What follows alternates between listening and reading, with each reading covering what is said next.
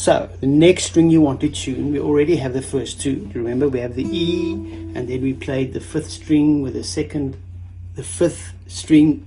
No, yeah, we played the second string with the fifth fret, and it sounded the same.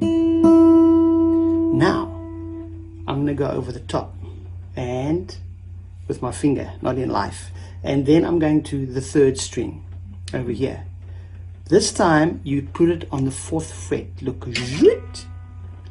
so now it should sound like the open fifth string, which is a B. Do you remember? Eddie ate dynamite. Goodbye, Eddie.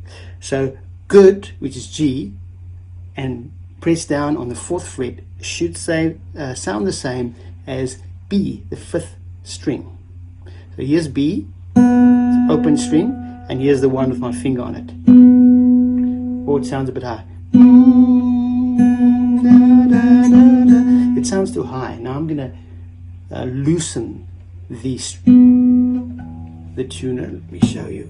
Oh, I can get in the camera. Hang on, guys.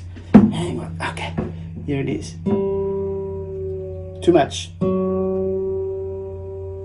Okay, let's try it now.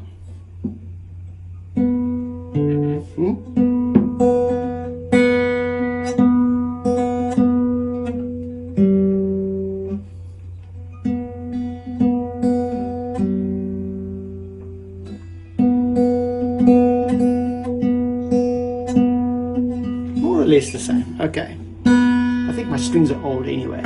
So the point is, you're still on the fourth fret with the G string, which is number 4, and you're playing it with the open fifth string, which is B. That's the open string. That's the fourth fret,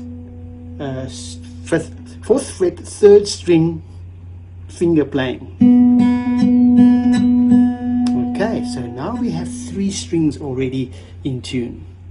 Let's carry on to the next one.